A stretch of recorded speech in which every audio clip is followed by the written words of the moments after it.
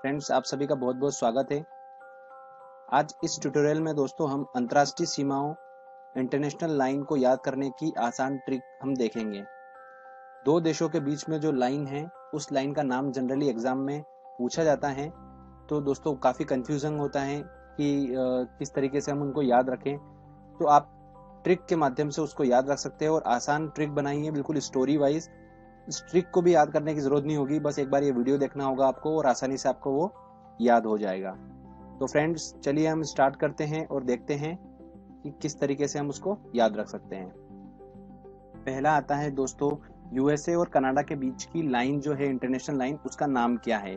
तो दोस्तों यूएसए का हमने लिया यू और कनाडा का हमने लिया सी। अब जब सिंपल लाइन खींचना है तो मैंने जस्ट सिंपल लाइन खींच दी, जैसे कि ये लाइन खींच दी। तो दोस्तों 49वीं समांतर रेखा जो है वो यूएसए और कनाडा के बीच में है। ठीक है फ्रेंड्स, तो आप इसको आसानी से याद रख सकते हो। यू और सी से मिलकर हमारा 49 बन गया। ठीक है, कैसे बना आप उसकी प्रैक्टिस कर लीजिएगा, आप उसको आसानी से याद रख सकते हो। चलिए अगला देखते हैं दोस्तों। अगला हमारा नंबर है कि साउथ कोरिया और नॉर्थ कोरिया के बीच में जो रेखा है उसका क्या नाम है।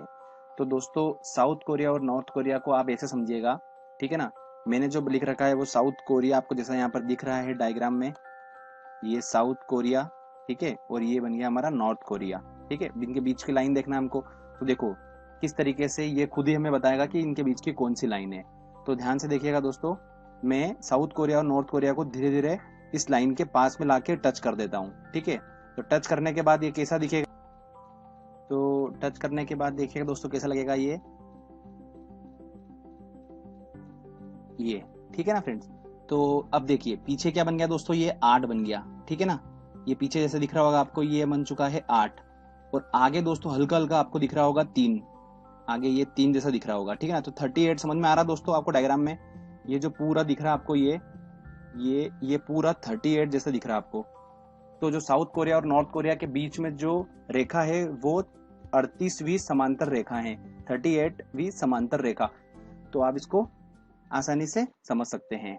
चलिए हम अगला देखते हैं, अगला कौन सी रेखा है।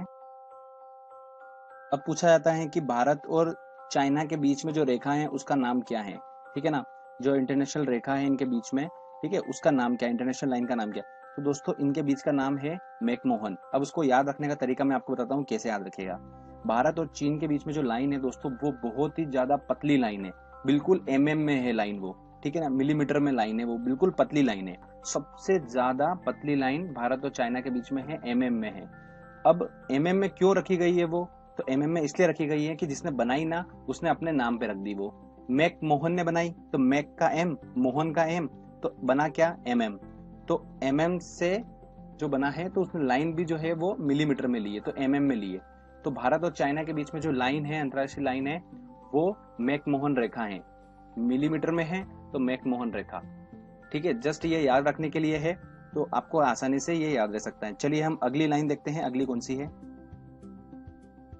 तो अगली आता है दोस्तों हमारा नंबर, पाकिस्तान और अफगानिस्तान के बीच में जो रेखा है, इंटरनेशनल लाइन है, उसका नाम है ड्यूरंड रेखा। इसको याद रखने का तरीका ये है कि जब ये रेखा बन रही थी तो बहुत ज्यादा खर्चा हो रहा था। पाकिस्तान और अफगानिस्तान इतने ज्यादा पैसों को लेकर इतने ज्यादा स्ट्रांग देश नहीं है।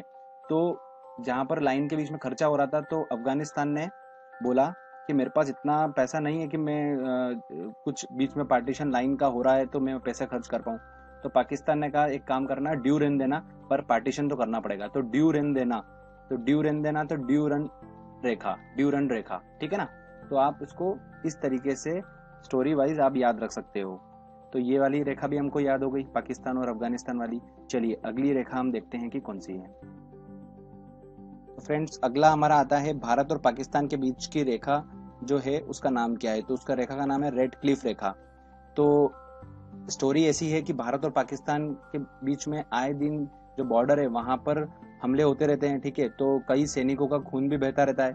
तो वो जो बॉर्डर है वो पूरी पहाड़ी इलाकों में है। ठीक है ना, बॉर्डर।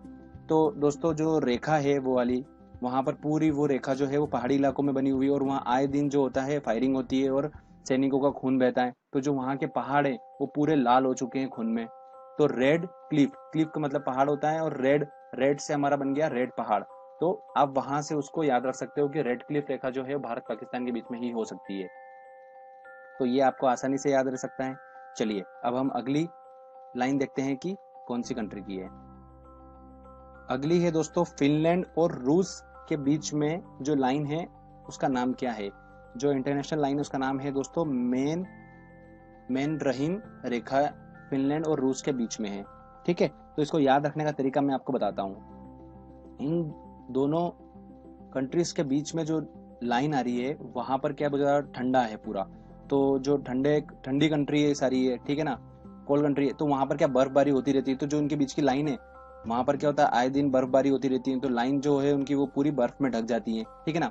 अब दोस्तों जैसे नाम देखिए आप, मेन रहीम, तो हिम जो होता है ये हिंदी वर्ड होता है बर्फबारी का। ठीक है ना, हिम गिरना, बर्फ गिरना, तो आप उसको ध्यान रख सकते हो। तो स्टोरी ये है कि यहाँ आसपास जो लाइन के आसपास जो लोग काम करते हैं, बार बार वहां पर लाइन से जो बर्फ हटाते हैं, तो वो इतने ज्यादा फ्रस्ट्रेट हो चुके हैं, बार बार बोलते हैं कि फिर हिम आ गई, अरे यार फिर हिम आ गई, मतलब फिर बर्फ आ गई, फिर हिम आ गई।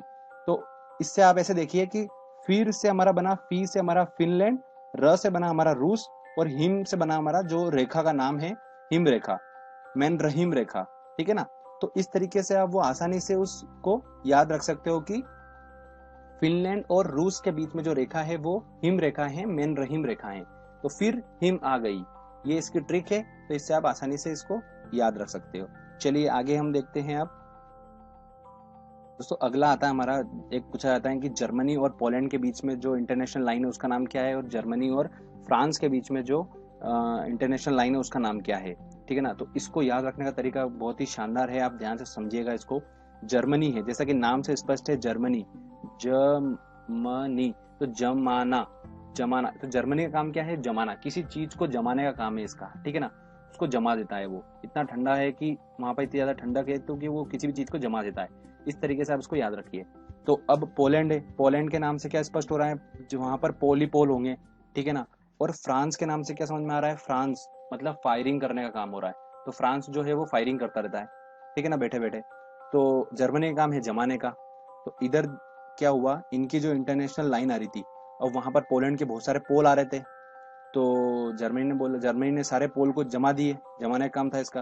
तो पोल जम गए लाइन के बीच में, तो उन्होंने बोला कि यार जब पोल जम ही गए तो इनको रखने का क्या मतलब है पोल को, तो सारे को हिडन कर दो।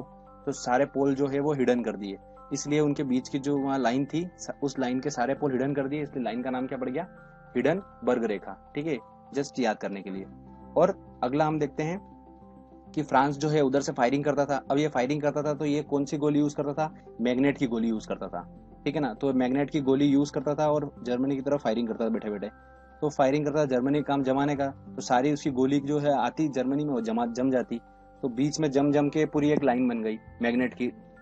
तो मैग्नेट की गोली की पूरी एक लाइन बन गई, तो वो लाइन जो थी वो मैगी नोट, आप उसको याद रख सकते हो। तो इस तरीके से आपको दोनों रेखा जो है वो याद हो गई, जर्मनी और पोलैंड की और जर्मनी और फ्रांस की। तो स्टोरी वाइज हमने अच्छे से ट्रिक के माध्यम से इसको याद कर लिया। ठीक है ना फ्रेंड्स।